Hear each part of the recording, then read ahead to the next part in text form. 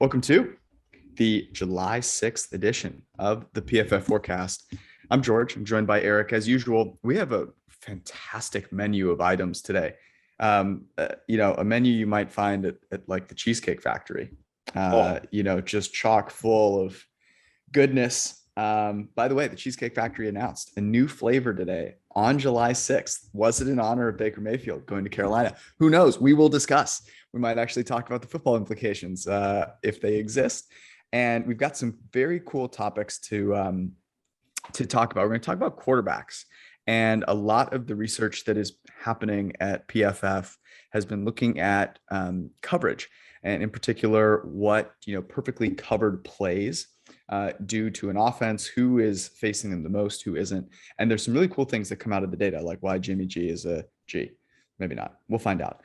Plus wide receiver yardage props. And I've heard rumors that we will discuss and go into great detail on Aaron Rodgers' new tattoo and what it means. Let's rock.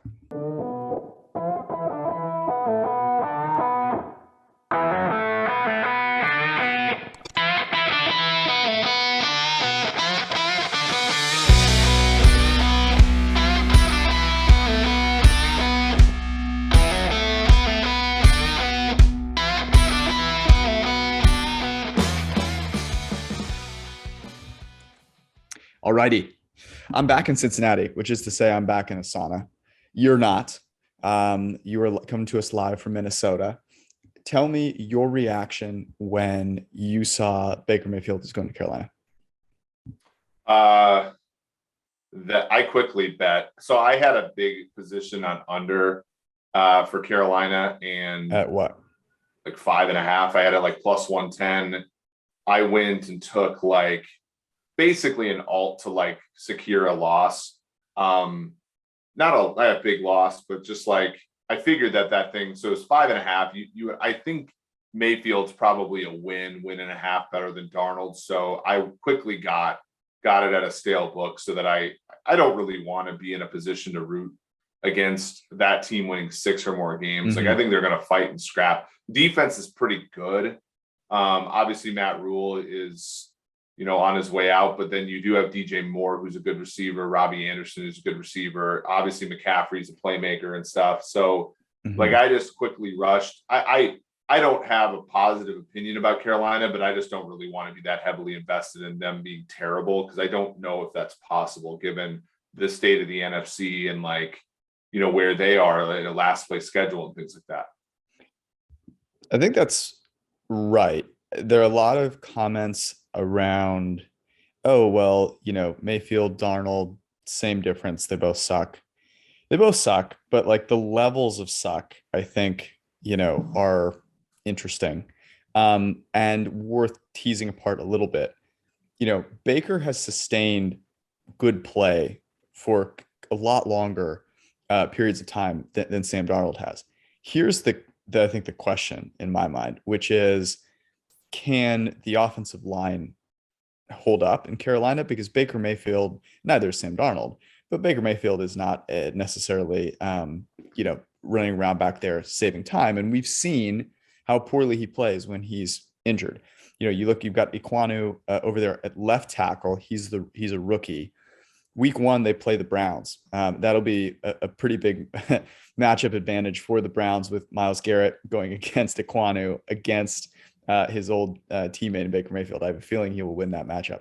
But to your point, Robbie Anderson, DJ Moore, they drafted Terrace Marshall. Now, Terrace Marshall was terrible last year, but he's a young guy, could improve. Christian McCaffrey is a good receiver. So if Ekwonu comes in and is good, you have Moton on the other side at right tackle, who is 21st out of 83 tackles. They're going over 5.5 wins, right? So I think that does make sense. What are the chances that maybe the price that you would put on Baker Mayfield starting more than a season for the Panthers? Extremely. I would make it like 4-1. Okay. Because what if they win 8 games?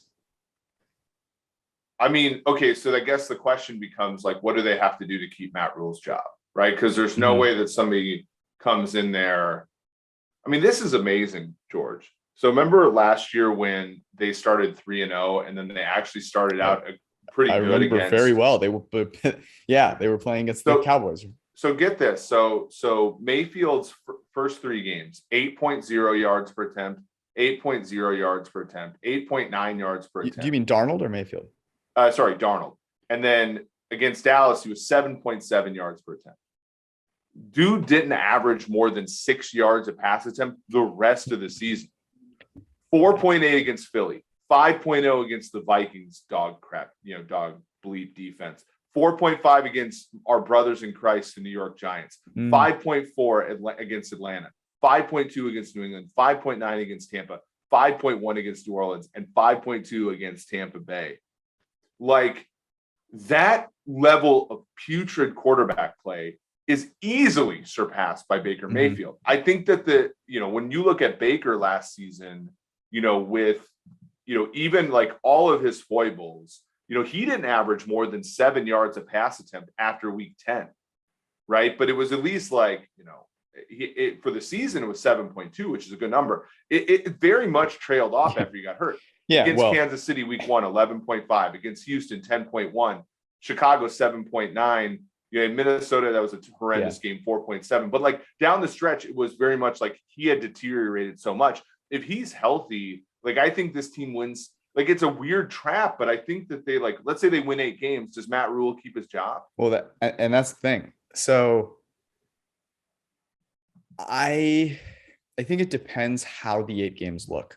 To be really clear, I think Tepper is the type of guy that will be looking for a reason either to be positive or to be negative, right? It's going to be one or the other. He's coming out of it going, we're on the way to a Super Bowl with Matt Rule.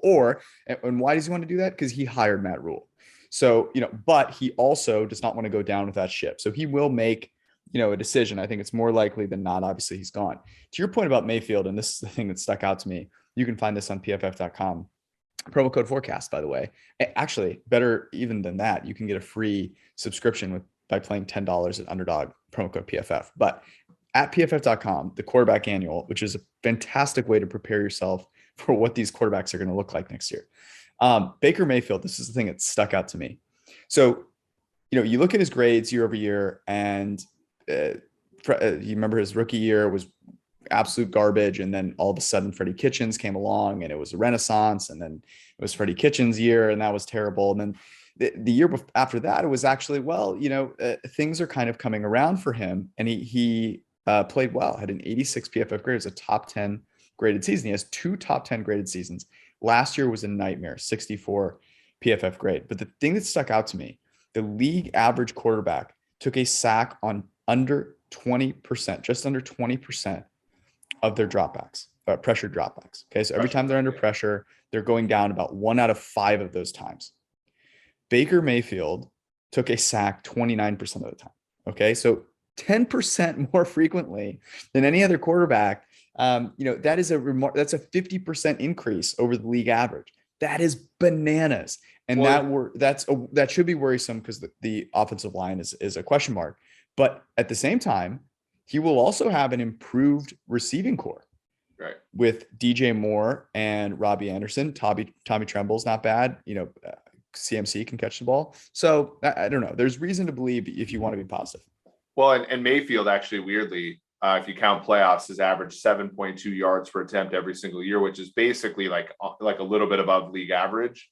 7.7 as a rookie. The thing that I'll come. You bring up a great point. I think the question becomes how much of that was because of indecision regarding his shoulder, because the first 3 seasons of his career, he took a sack on 16.2, 20.2, and 17.4% of his pressure dropbacks.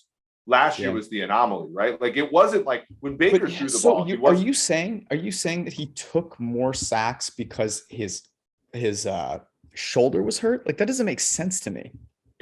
I think like isn't that 29.1 like an indecision metric? Maybe. Like he's just simply like not trusting himself because when he did throw it was picked off a lot, right? Like it was not pretty. He was not. I mean, he had 13 interceptions, but 7 of them in the last 3 games, including the Green Bay game, he had 4, and then that Pittsburgh game was an atrocity with 2.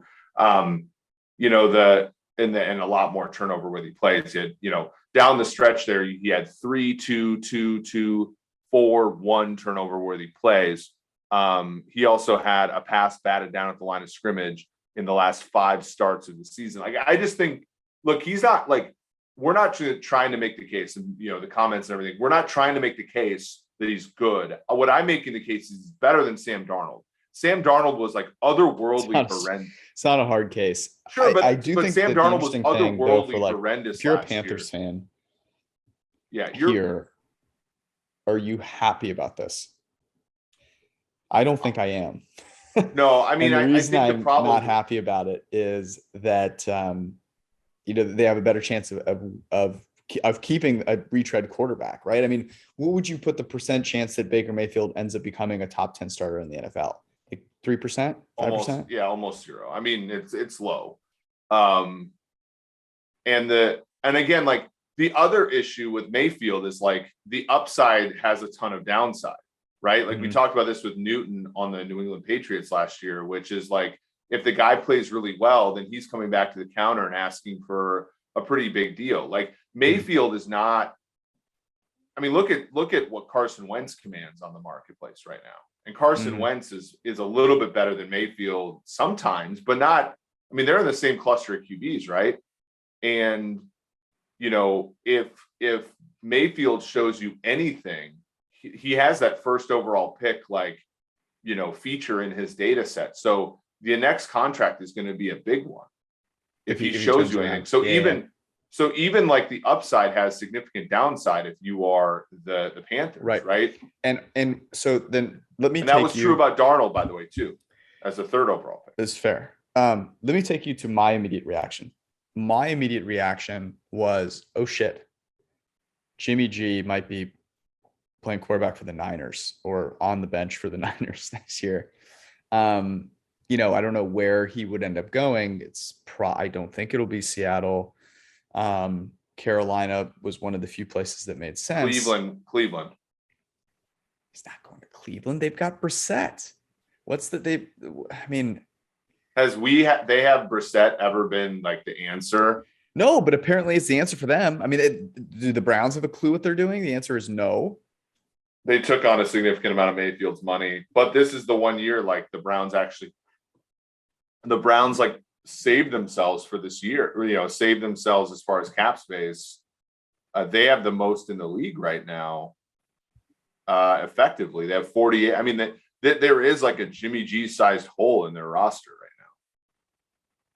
Really, a God-shaped hole in all of us, but there's a Jimmy G shaped hole in the roster for the Browns.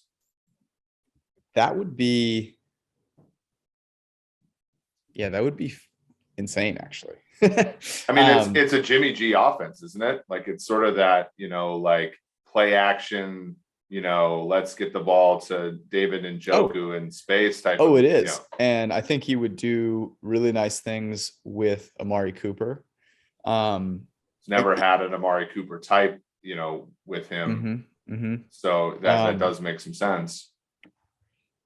So speaking of our brother in Christ, Jimmy Jesus, we want to talk a little bit about kind of one of the ways that we can look at, quarterbacks is what they're doing within the scheme and the offense that they have, right? And one of the ways to measure that is looking at what we call perfectly covered plays and contextualizing that based on what the quarterback, ends up doing, right? And you would kind of expect, look, the fewer times you have perfectly covered plays, the less frequently you'll throw to contested targets.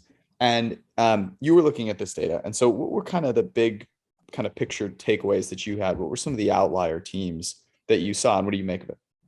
Yeah. So like for the season, I was putting together my like KPIs so I can go through. And I remember last year, one of my KPIs was like, how often are teams facing contested catches? And it was always funny because you'd see like the Jets were like the team that faced contested targets, 3rd least in the NFL. Bucks, good receiving core, that made sense. Panthers, Raiders, Chiefs were always like they were like better than the next best team by like 2.5% or something like that. But then I created this, metric where we were looking at the all coverage data, and we had perfectly covered plays. And obviously the flip side of perfectly covered means that like no one got open. Mm-hmm. So it's sort of this other side. And we're very much of the defense, isn't necessarily as important as offense. So perfectly covered is really just like no one got open. And I was noticing so when you look at the teams that generated the least amount of perfectly covered plays against, San Francisco is first. You had LA, both of those seem to make sense. The Broncos, the Ravens, the Chargers, the Cleveland Browns, the Buffalo Bills, and Atlanta were like all like better or comparable to the Kansas City Chiefs. And so I was thinking to myself, okay, if I put this on a graph, can I learn some things about the game? And then, you get that, right? Like, in my opinion, and you can look at my Twitter, it's from yesterday. I said it's a good Mahomes graph. It's a bad Jimmy G graph.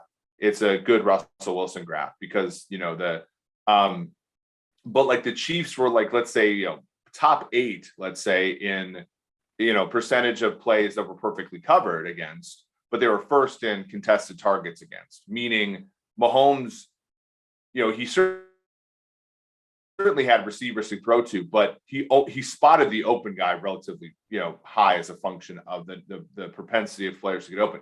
Jimmy G, that Niners team was first in generating, not perfectly covered plays by the defensive backfields, but Jimmy G was throwing the ball to contested players more than all but just like a few teams in the league, meaning like Jimmy was just reading the teleprompter.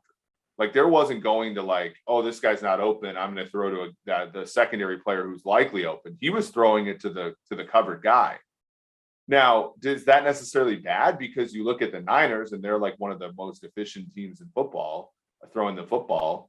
My guess is that it's probably bad, but there's also like a little bit of like, hey, at least he throws to like, the most covered places on the field are also going to be the most valuable as well. So it's kind of interesting. Mm-hmm. It is really interesting. And one of the things that I think about kind of immediately, and I'm sure this is what, a lot of people think of too when they hear this, is like, okay, well, if you throw to a guy who's, perfectly covered, there's a difference between throwing it to, Joe Schmo and throwing it to, I'll give you an example, like a George Kittle, right? Or, we've talked about Deebo Samuel, not necessarily the greatest receiver on planet Earth. It's a lot of his dual threat that makes him really talented, but he did have some really good receivers. And, the one thing that you can say about Jimmy G is generally he's fairly accurate. He was 8th in the NFL in perfect pass accuracy rate last year. So I don't know. It's interesting. I also think about, just because you are throwing to contested targets more frequently doesn't necessarily mean that you're not throwing to open targets more frequently either, right? Because, there are guys with step of separation, which not, a step of separation you might classify as, close-ish coverage versus guys that are open. And he threw to, to open players right about league average. So, I think there's some interesting things to take away from this data, but it's not going to take me off of the Jimmy G bandwagon. If you're trying to do that, it's not going to work. Yeah, the interesting one, and I agree. I think it's styles of play because, like, last year the Browns were so last year the Chargers were, I believe, 5th in this metric. Percentage of perfectly covered plays against. So guys are getting open for the Chargers, but they were, top 3 or 4 team in terms of throwing the ball to covered areas, right? But that's Mike Williams. That's there's some of your guys that's more of their style of play. Like, I don't necessarily know if I'd run an offense like that. Like, I don't want to. Mm-hmm. Scott Turner, a guy that I praised here, one of the reasons I like the Washington Commanders over. I mean, they were, I think, 3rd worst in the league in terms of perfectly covered plays against me, and their guys weren't getting open. They were also throwing to contested targets at the 2nd highest rate in the league. Mm-hmm. So, does that dampen your thoughts on Wentz a little bit? I think, But also It's like, impossible to dampen my thoughts on Wentz. well, yeah. Let's be very clear. But like Terry McLaurin's a guy who, like, from a stylistic standpoint, is a very good contested catch player. So, you add Jahan Dotson to the mix, and maybe, you add a separator that could really help them. To no one's surprise, the Giants were the second worst team in perfectly covered plays against, because you had Garrett and you had, Freddie Kitchens, and you had, Joe Judge. My favorite is the Seahawks at the only team above 45% perfectly covered plays against. Right. And the fact that somehow Russell Wilson is basically middle of the pack, like dead center in terms of contested target rate. I actually find this really interesting. So he and Lamar Jackson basically dead even, or he and the Ravens offense basically dead even in terms of percentage of the time targeting a contested player. But the Ravens had the third fewest perfectly covered dropbacks against, and over 10 percentage points less than the league leading Seahawks, which is really interesting. And if I'm then extrapolating this a little bit forward, you look at a team like the Broncos. The Broncos' problem is not players separating or getting open. It's that they didn't have a quarterback to throw them the football. And this speaks, I think, well to, Russell Wilson as a quarterback. What do you make of, the Chiefs are obviously an outlier. Well, not obviously, but they are an outlier here. If you look at it, they are the only team in the NFL throwing to a contested target below 10% of the time. That they are a significant margin below the next closest team, which, by the way, is the Tampa Bay Bucks. And my immediate take is this is not an anomaly. There's something here. Yeah, I actually think that it's one of Patrick Mahomes' weaknesses as a quarterback. And really? you saw it. Okay, this is a very good Patrick Mahomes stat, but it also highlights one of his weaknesses as a player. Mahomes has an absolute cannon for an arm, but I do think that offense with Reed has elicited so many open receivers that sometimes Mahomes just doesn't gun it into traffic as much as he should. So, with Rodgers, like I think of Rodgers and Mahomes similarly. And like early in Rodgers' career, you watch him and you're just like, good luck to the league, right? Like they're when he was throwing to the back shoulder of Jordy Nelson, like there was no one that was going to stop that, right? And Mahomes doesn't throw he doesn't throw the back shoulder stuff, right? Like I think of the fade to Kelsey against the Bills. Like that was one of like the few red zone fades they like ran all year. He's not a guy, he's not like a pinpoint accuracy guy. He's more of and we saw this, I think you see this in some of the CPOE stuff that we're talking about. He's more of a engineer throws where the accuracy matters less, and I think this graphic shows that, right? Like he engineers throws where like the guys aren't contested. So then the fact that he's maybe not the most, I hate to say this because I think it's like an absence of evidence of absence type of thing, but he's not like a put it on the correct shoulder guy. He's more of a move around. And like, I think about that Raiders game that you guys did, you and Chris, where he's running to one side of the field and it draws coverage and Kelsey's wide open. And everybody's like, oh, CPOE would say that was an easy throw. And it's like, yeah, like the point is that Patrick is raising the expectation pre-throw. So like, I think of the AFC title game on that third down and we're like, would you just try to fit it into Byron Pringle on that, instead of taking that sack? Like, I think that that's a weakness of Mahomes' game where he just doesn't pick his spots and throw to contested targets. Well, you highlighted one of the problems. You just said the name Byron Pringle. Like, yeah, maybe don't force it into Byron Pringle. Yeah, but you know what I'm saying. No, I do, but I think this is, I think this is strategic, what the Chiefs are doing here. And I think it makes sense. The data bears this out in multiple ways. He was the best in the NFL last year, again, using the PFF quarterback annual, the best in the league last year at avoiding or not throwing uncatchable passes. He was 30th in the NFL at perfect pass rate, perfectly accurate pass rate. It not to say that he isn't accurate. He's above average, very, very slightly, just in terms of like overall percentage of throws that are deemed accurate or perfectly accurate. And, but what he does, to your point, is he avoids throwing. I mean, he avoids negatively graded plays, right? We talk about this all the time. He does this so incredibly well. And it's not just, generally we think about sacks. I talked about Baker Mayfield earlier, right? He's taking a sack 1 out of every 3 times he's pressured, which is, as I said, 10% above league average. Mahomes was at 13.5%. Yeah. It's the things that he does, which are so, just so incredibly smart. And that, to your point, shows up in different ways.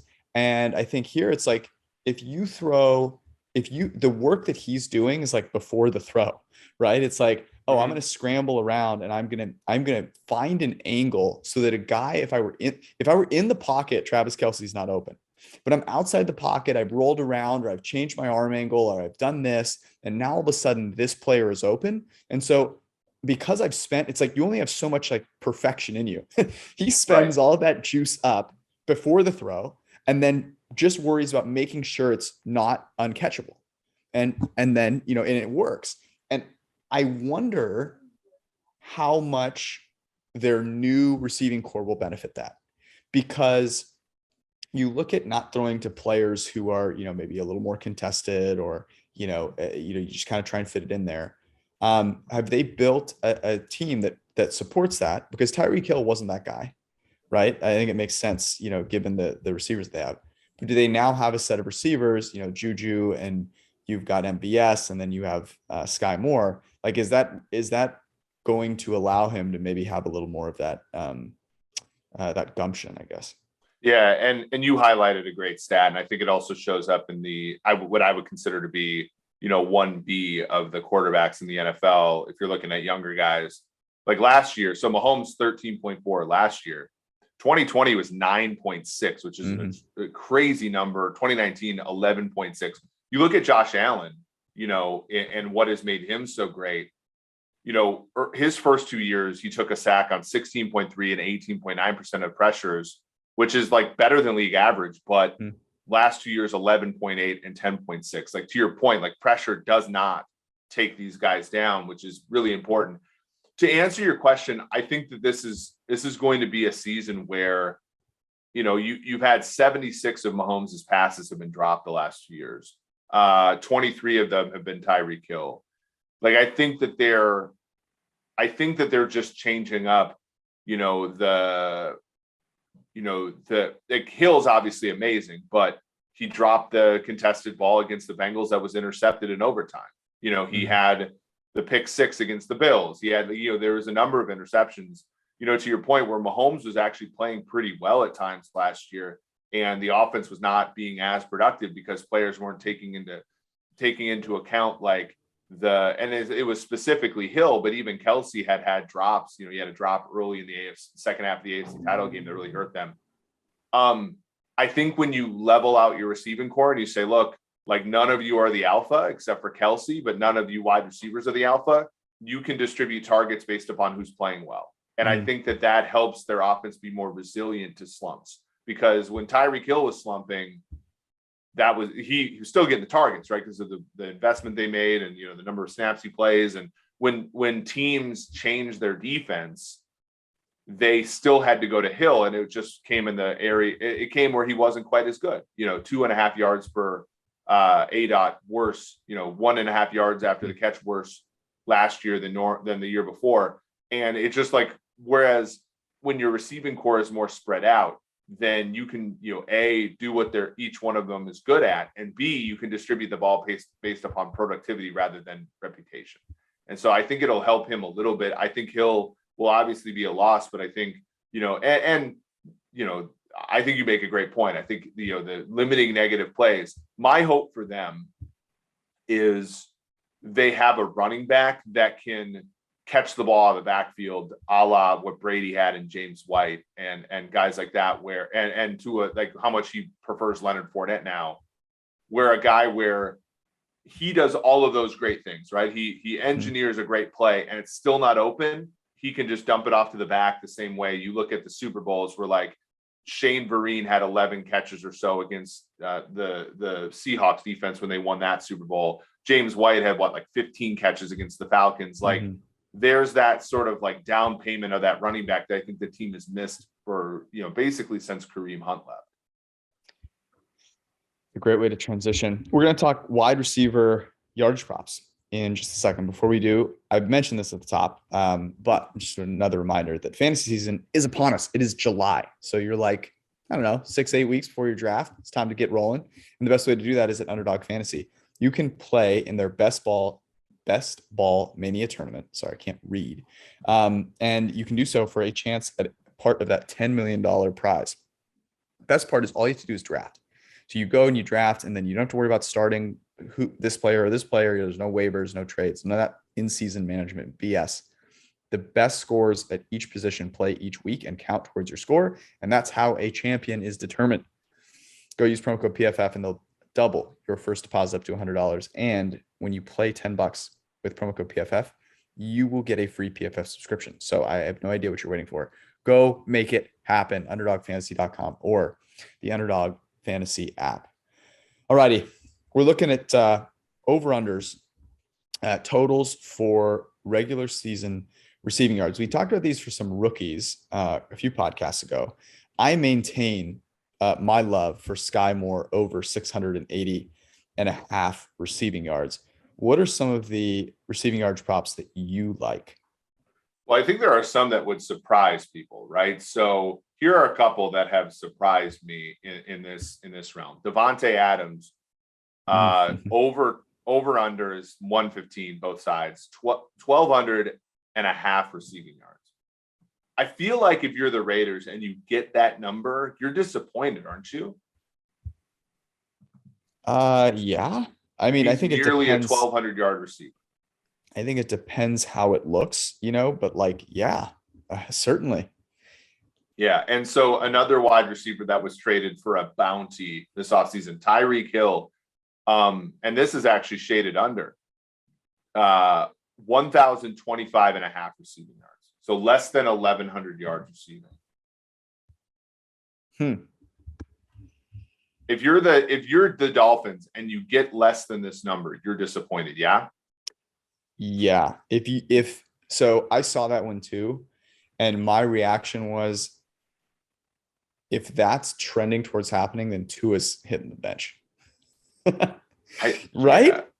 Yeah. These people, the Tuanon people are really like, they're coming out in fear. But like, I always like to look at these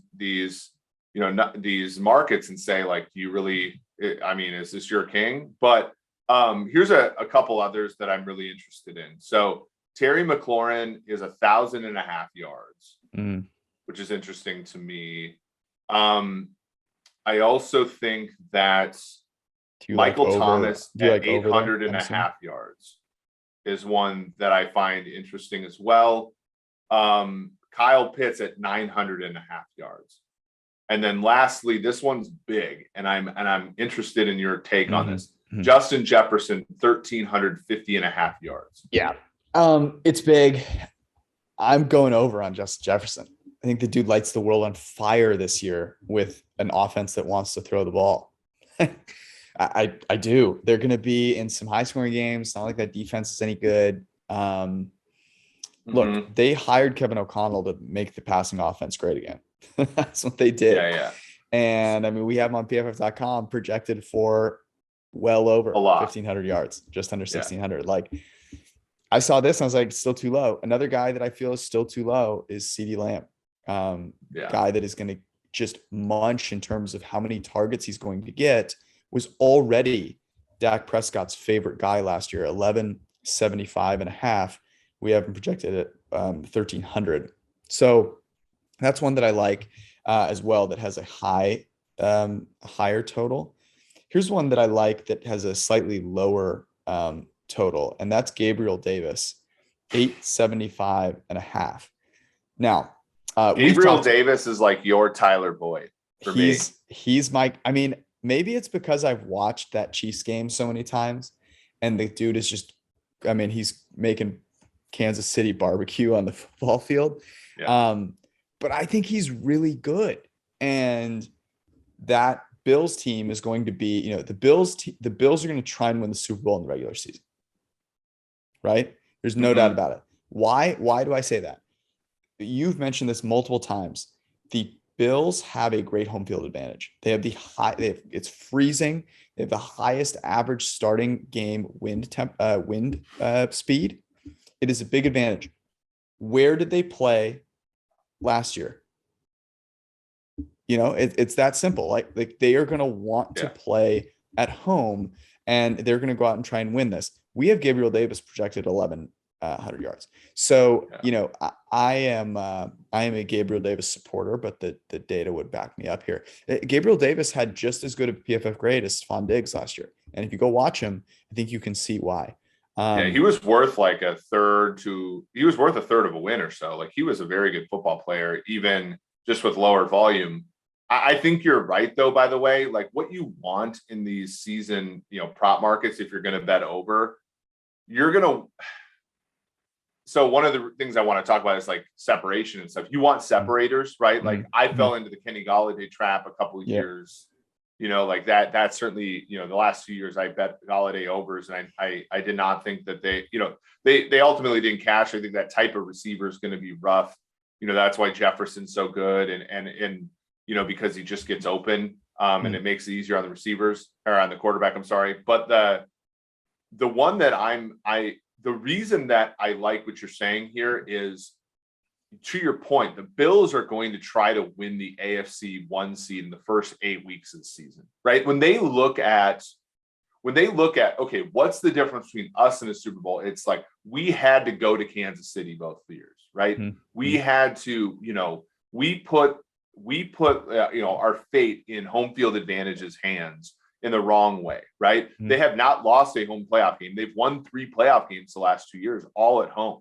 Right? They're a good football team. And they probably think if we can get home field advantage in this really difficult conference, we can ultimately win this whole thing. And to me, that's going to be them pumping targets to Diggs and Gabriel Davis in the first half of the year when the weather is good, meaning that those numbers are going to be astronomical. Whereas last year, it was sort of this, and they weren't bad in the first half of the year, but it was very like underwhelming in the first half of the year for them, in large part because they fell into what I call like Raven syndrome, which is like, you face the Chiefs early in the year, you either beat them or you don't, but then like your motivation goes down in the second half of the year because what else is there left to win? We got to wait until January to actually get what we really want out of this season. You know what I mean? And so I think that the opposite approach is going to happen this year because they did that last year and they kind of messed around. They would go and lose to Jacksonville and, they struggle bus against, a bunch of teams and stuff. And then it's like, I think this year is going to be the exact opposite. I think this year they're going to try to tear the cover off of the league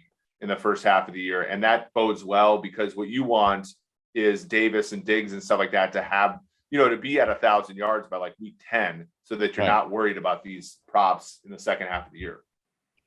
No, it's a good point. I have one question for you. So you cited something that was really cool, and you put this in our show notes. And guy who does some really, really great work is Matt Harmon of Reception Perception. Go check his work out. I believe it's just receptionperception.com. You can find him on Twitter.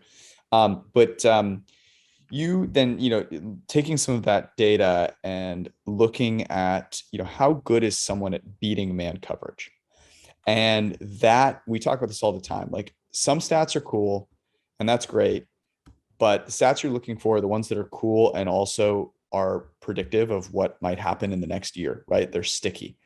And success rate versus man coverage, unsurprisingly, is sticky. Now, like I don't think you needed, you didn't need math to believe this, right?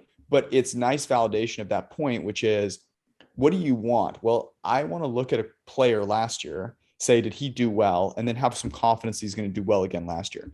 When I looked at Gabriel Davis last year, I saw the guy turning corners into pretzels. Success rate versus man coverage, being shifty, being able to get open is something that is very sticky year to year.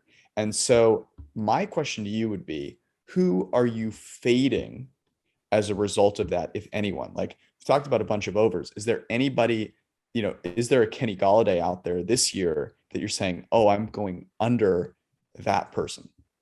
Yeah, it's not yeah, for sure. So and the thing that I think there's the coolest about this is like how to play defense. So one of the things that, and he does success rate now, he does like a sampling procedure basically, so he doesn't look at everybody's route. And like with our all coverage stuff, I think we're going to be able to derive this ourselves for every player. But, what he does is he looks at, basically rate of double teams and also like percentage of, times that sort of a player gets open against man and zone.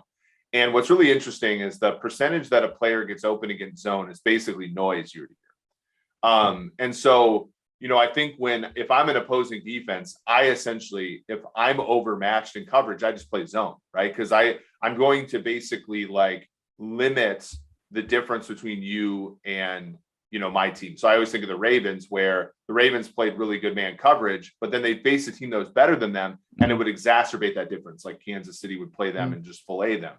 But they'd play against like bad teams, and then they would be really good defensively.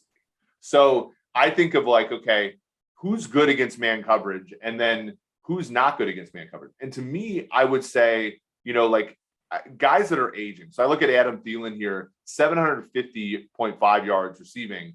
Like his yards per route run has gone down like, a substantial amount, like half a yard or so over the last few years, right? So this is a guy that like is increasingly not getting open to get the targets, right? And you look at his NGS stuff, that's going down. So that's a player that I'm not going to buy into quite as much, because of the style of play, but also getting older and sort of inferring from that he's not necessarily getting open as much. Another one, and I have to look at sort of the actual, but like I think a guy like Chase Claypool, who's more of a Moss type, guy is trying to Moss people, his total 725.5.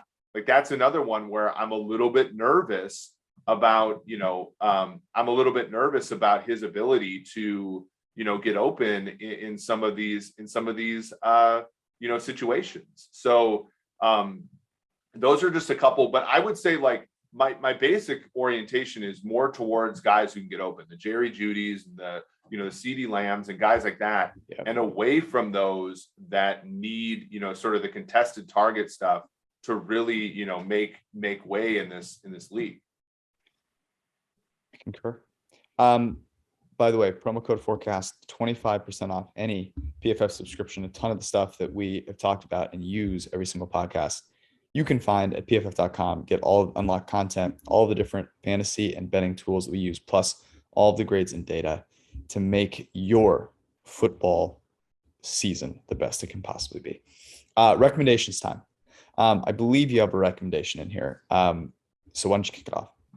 Yeah, I've been reading a book called Do Hard Things by Steve Magnus. It's a very good book. Magnus is a runner and a running coach. He's also like a fairly, like, I think it's a very cool, like, I've been sending you quotes from it all week. So it's a good, both for like management, but also just like your own individual sort of, orientation towards the world. I think it's a good book.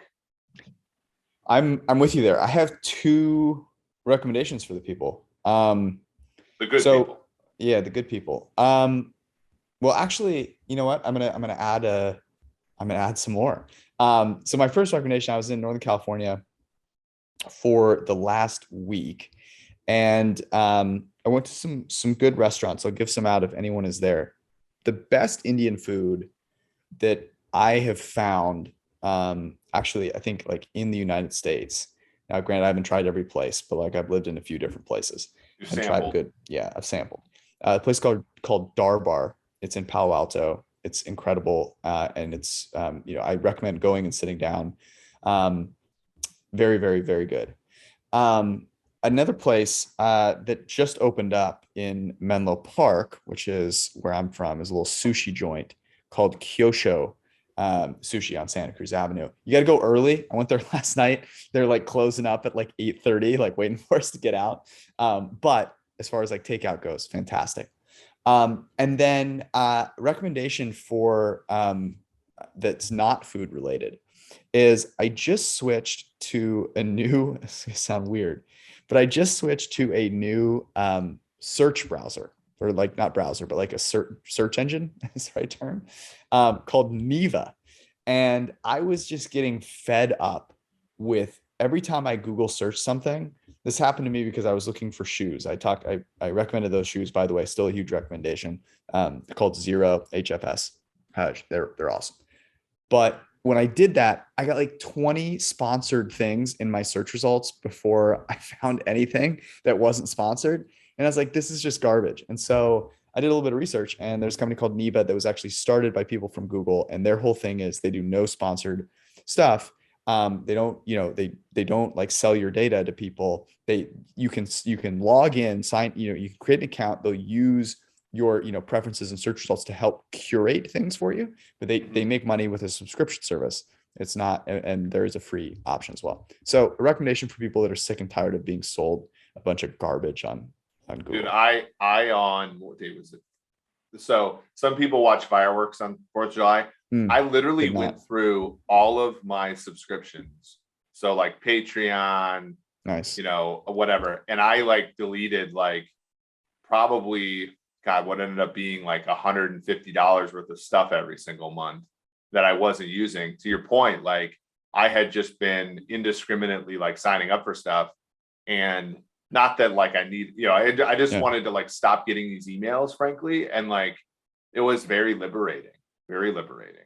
You sort of, you strip things down to their essence. And, by the way, what do you get when you go to an Indian restaurant? Because there is, and I try not, I eat it once a month because I'm trying to thin out a little bit, but like chicken tikka masala is maybe my favorite dish of anything in the world.